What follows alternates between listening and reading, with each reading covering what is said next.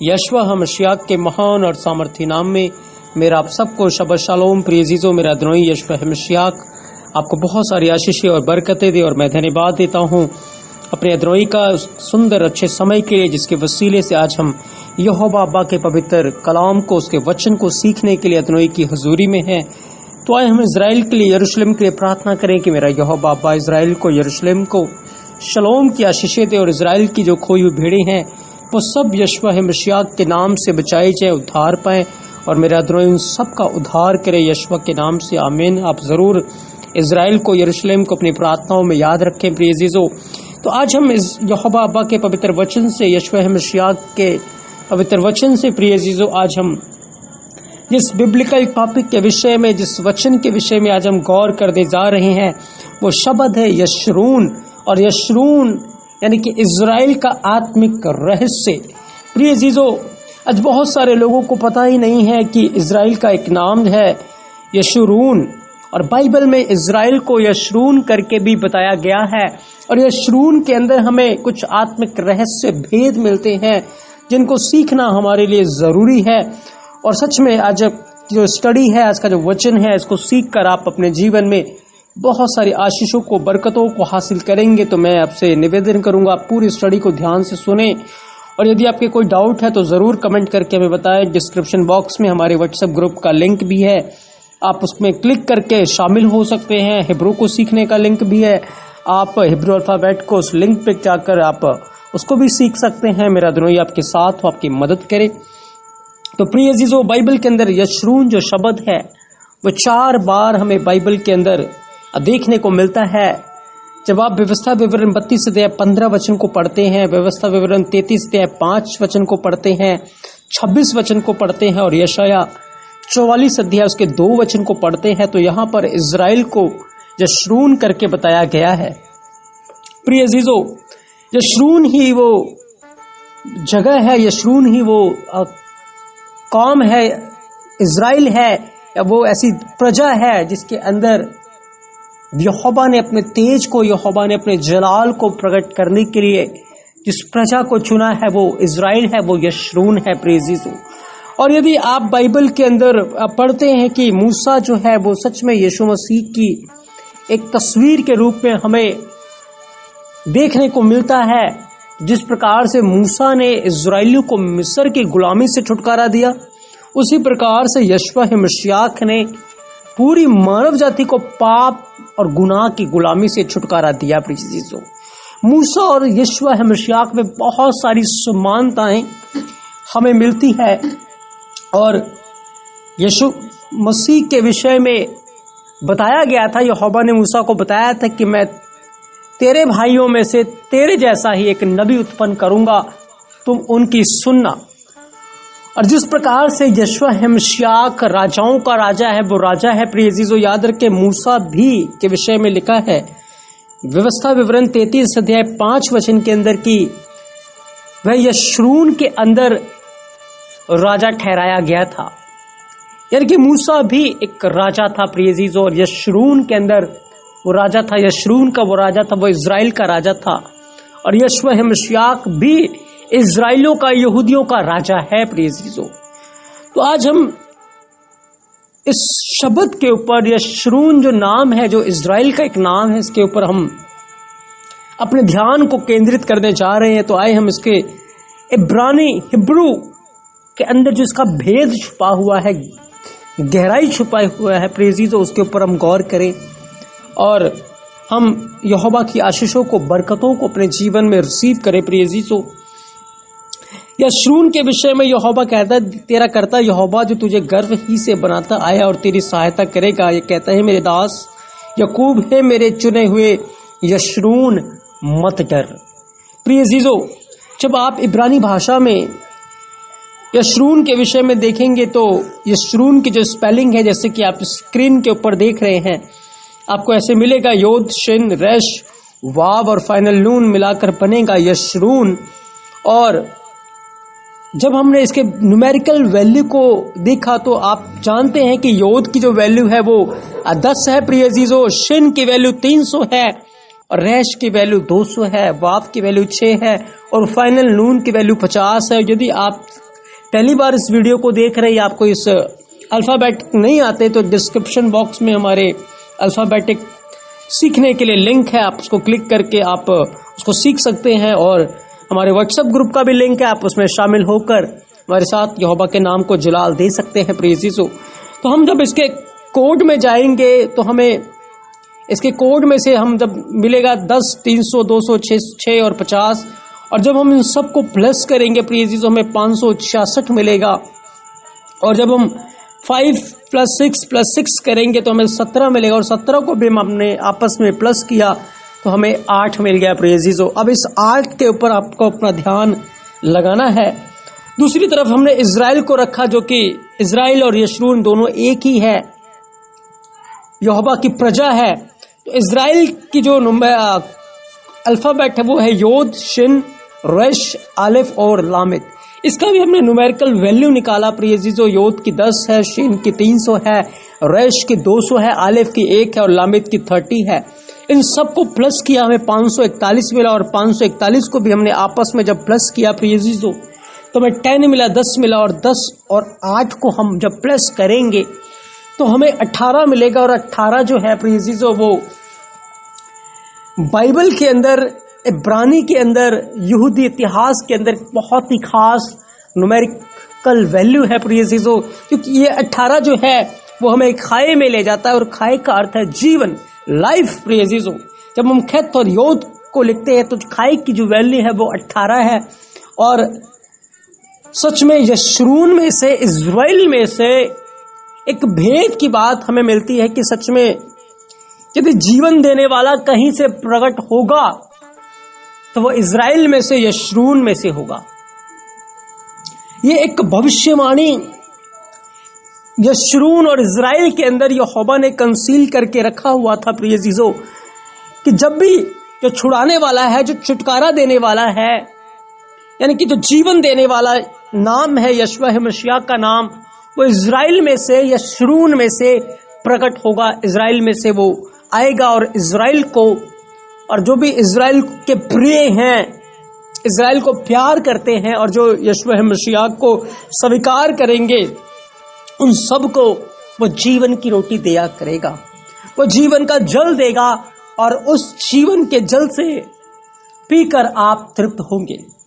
तो हम यहाँ पर एक भविष्यवाणी को इस इब्रानी शब्द के अंदर कंसील, छुपा हुआ देख सकते हैं प्रिय यीशु, कि यशरून और इज़राइल के अंदर से हमें वो नाम मिलता है, वो जीवन देने वाला मिलता है, जो कि आकर इज़राइल को जीवन प्रदान करेगा, इज़राइल को उद्धार देगा। और न केवल इज़राइल को उद्धार देगा, लेकिन जितने उसके ऊपर विश्वास करेंगे, जितने उसके ऊपर ईमान लाएंगे, उन सब को उद्धार देगा, उन सब को वो जीवन देगा प्रिय यीशु। इसीलिए हमें इज़राइल और यशरून को सीखने की जरूरत है। इन बातों के द्वारा हमें क्या मिलता है? इन बातों के द्वारा हम देख सकते हैं कि यहोवा ने अपने लेटर्स के अंदर, अपने शब्दों में ही बहुत सारी भविष्यवाणियों को, जो अब तक हमारी आंखों से अदृश्य है, हमारे कानों ने नहीं सुना, हमारे चित्त पे नहीं चढ़ा, उसको हम देख सकते हैं। जब यहोवा याकूब को ये नाम दे रहा था इज़राइल और यशरून, तो उस नाम के अंदर ही उसने जीवन देने वाले को छुपा के रखा हुआ था। उनका उद्धार, उनका छुटकारा उसने छुपा कर रखा हुआ था प्रिय यीशु। तो आज हम रूह कदोश की अनुग्रह में, यशवा मसीह के अनुग्रह से इन भेद की बातों को सीख रहे हैं, और मैं विश्वास करता हूं कि आप आशीषों को, बरकतों को हासिल कर रहे हैं प्रिय यीशु। अब जब आप यशरून के अर्थ को देखेंगे, इसके बिब्लिकल मीनिंग को देखेंगे, तो उसका अर्थ है अपराइट और राइचस, यानी कि ईमानदार और धर्मी। सच में यहोवा अपनी प्रजा को ईमानदार और धर्मी होकर देखना चाहता है। याद रखें, उसने अपनी प्रजा का नाम ईमानदार और धर्मी रखा। और यशरून जो शब्द है, उसका जो मीनिंग है वो ईमानदार है, वो धर्मी है प्रिय यीशु, क्योंकि यहोवा को ईमानदार और धर्मी लोग ही पसंद है। लेकिन हम ये देखते हैं कि नाम तो उनको इज़राइल मिला, नाम तो उनको यशरून मिला, लेकिन अपने नाम के अनुसार वो यहोवा के साथ वफादार नहीं रहे।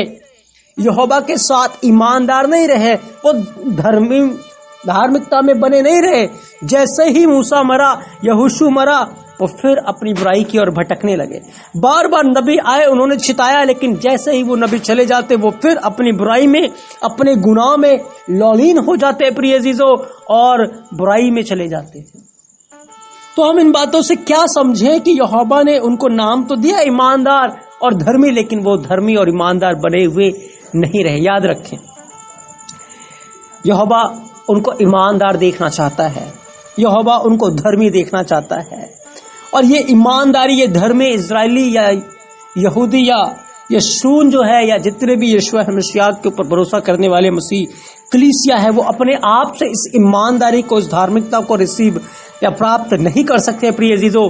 लेकिन सच में यहोवा की प्लानिंग के अनुसार यशायाह 53:11 कहता है कि सच में यीशु मसीह ही वो ईमानदार और धर्मी था, यानी कि वो इज़राइल था, वो याकूब था, वो यशरून था, क्योंकि वो यहोवा का ही एक करैक्टर है, एक स्वभाव है प्रिय अजीजों। क्योंकि यहोवा यीशु मसीह ईमानदार है, वही धर्मी दास है, वही धर्मी है प्रिय अजीजों। बाइबल बयान करती सबने पाप किया है और यहोवा की महिमा से रहित है, एलोहिम की महिमा से रहित है, और केवल एक ही है जिसने गुनाह नहीं किया, वो यीशु मसीह है प्रिय अजीजों। और यीशु मसीह ही ईमानदारों का पिता है। सच में आप देखते हैं यहोवा की प्लानिंग में था, उसने नाम तो उनको इज़राइल दिया, यशरून दिया, लेकिन याद रखें वो अपने नाम के स्वभाव में के अनुसार, अपने नाम के अर्थ के अनुसार तभी परफेक्टली खड़े हो पाएंगे, परफेक्टली बने रहेंगे, जब जीवन देने वाला यानी कि यीशु मसीह खाकर उनके जीवन से अभक्ति को, बुराई को दूर कर देगा प्रिय अजीजों। हाँ मेरे प्रिय अजीजों, ये यहोवा की प्लानिंग में था, यहोवा की योजना के अंदर था। तभी यशायाह 53:11 क्या कहता है, वह अपने प्राणों का दुख उठाकर उसे दिखेगा और अपने ज्ञान के द्वारा मेरी धर्मी दास बहुतों को धर्मी ठहराएगा और उनके अधर्म का बोझ आप उठा लेगा। नाम तो इज़राइल को दिया गया, लेकिन सच में इज़राइल अपने आप से धर्मी नहीं बन सकता था, ईमानदार नहीं बन सकता था, लेकिन यीशु मसीह सच्चा धर्मी दास था, वह सच्चा धर्मी था, और उसके ईमानदारी के खातिर, उसके उस लहू की खातिर जो क्रूस के ऊपर बहाया गया प्रिय अजीजों, हम सब ने, इज़राइल ने, यशरून ने यहोवा की ईमानदारी को, यहोवा की धार्मिकता को, यीशु मसीह की धार्मिकता को रिसीव किया है। ये कैसे हुआ प्रिय अजीजों?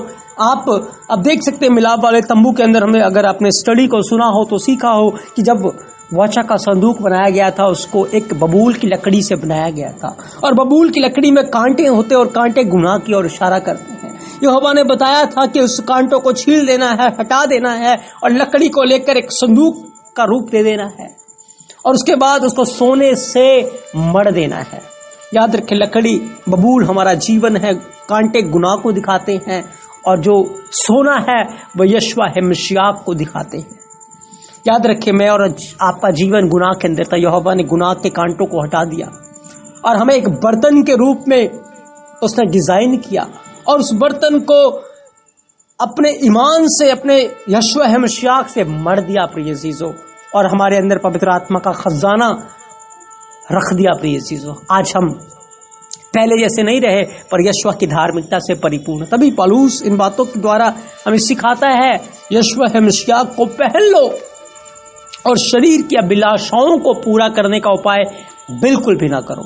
इसी रीति से हम यीशु को पहनकर ईमानदार बन सकते हैं, यीशु मसीह को पहने रहकर धर्मी बने रह सकते हैं, धार्मिकता में जीवन गुजार सकते हैं। प्रिय अजीजों, मेरा दिनों आपको आशीष दे, आप इन बातों को समझ रहे हैं। मैं विश्वास करता हूं जब आप यशायाह 59 के 16 से 20 वचन को पढ़ेंगे, कितनी बड़ी प्लानिंग यहोवा की यहाँ पर आपको मिलेगी प्रिय अजीजों, इज़राइल के लिए, यशरून के लिए, कि किस प्रकार से ही मेरा द्रोही इज़राइल को, यशरून को छुटकारा देगा प्रिय अजीजों। वो सच में जो नाम उसने इज़राइल को दिया है, यशरून जो शब्द इज़राइल को दिया है, या इज़राइल नाम दिया है याकूब को, सच में उस जो नाम को उसने दिया, उस नाम में ही एक बड़ी भविष्यवाणी को कंसील करके दिया था। एक बड़े रहस्य को छुपा कर दिया था।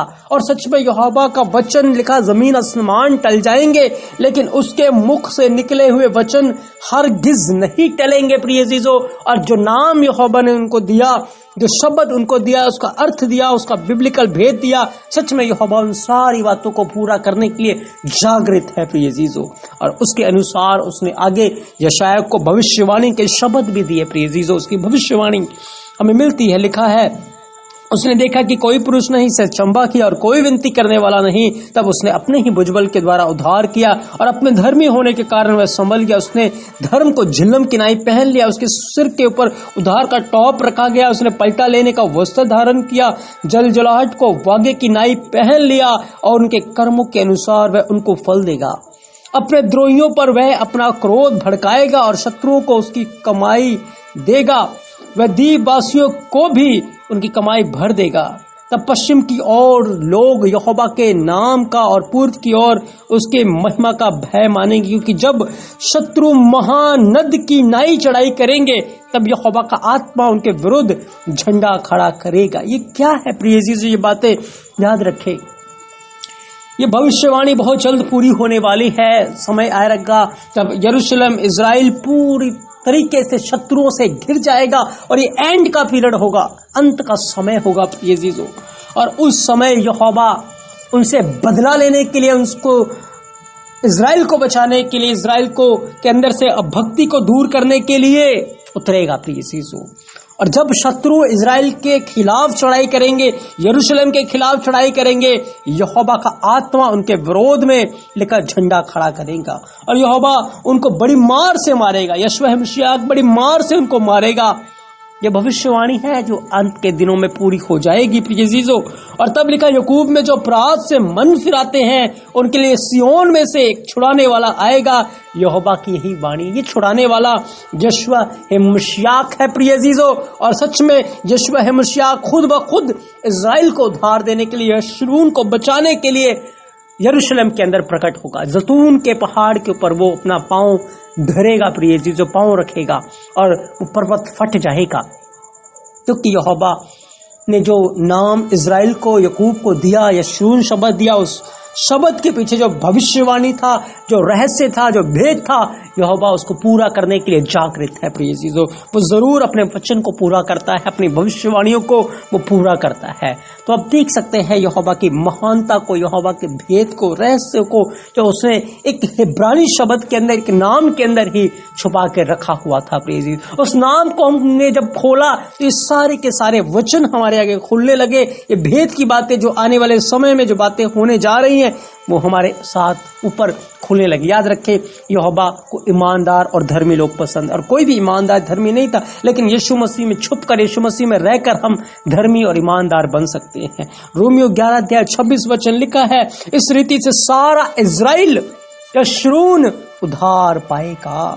सच में लिखा है, जैसा लिखा है, छुड़ाने वाला सियोन से आएगा और भक्ति को याकूब से दूर कर देगा। प्रिय जीजो, जो नाम यहोवा ने उनको दिया वो अपने नाम में कायम नहीं रह पाए, अपनी सामर्थ्य से, अपनी ताकत से वो धर्मी और ईमानदार बने नहीं रहे, लेकिन यशूआ मसीह के लहू के द्वारा, यशूआ मसीह की कुर्बानी के द्वारा, उसके अनुग्रह के द्वारा सारा का सारा इजराइल लिखा उद्धार पाएगा। वो बचाया जाएगा, वो धर्मी जरूर ठहरेगा, वो ईमानदार जरूर ठहरेगा प्रिय जीजो, क्योंकि यहोवा ने के मुख से जो शब्द निकल चुका है, यहोवा उसको पूरा करने के लिए सामर्थी और विश्वास योग्य है प्रिय जीजो। तो सच में आपने इन बातों के द्वारा बहुत सारी आशीषों को, बरकतों को अपने जीवन में हासिल की है प्रिय जीजो। बहुत शीघ्र ये बातें पूरी होने जा रही हैं, इसीलिए हमें अपने जीवन को यहोवा के वचन के लिए तैयार करना है, प्रिपेयर करना है, क्योंकि यीशु मसीह शीघ्र बादलों के ऊपर आने वाला है। कलीसिया को लेकर जाने के लिए हमें तैयार रहना है, हमें जागते और प्रार्थना करते रहना है प्रिय जीजो। याद रखें, आज हमने यहोवा के पवित्र कलाम से यशूरून इजराइल के विषय में सीखा है और देखा उसके अंदर कैसी भविष्यवाणियां, कैसे भेद को यहोवा ने छुपा कर कंसील करके रखा था। मेरा दिनों आपको साथ हो, आपको बहुत सारी आशीषें और बरकतें दे। याद रखें, आज हम सब इजराइल के साथ ग्राफ्टिंग किए गए हैं, जुड़े हुए हैं, और यदि आपने इजराइल के ऊपर स्टडी को सुना तो आपको पता है, और यदि नहीं सुना तो आप उस वीडियो को ज़रूर देखें, उसको सुने, ताकि आप जान जाए कि हम कैसे इजराइल का एक भाग है, इजराइल के साथ हम जुड़े हुए हैं। जो अब आप सबके साथ, तो आपको बहुत सारी आशीषें और बरकतें दे। आप सबको शालोम, आमीन।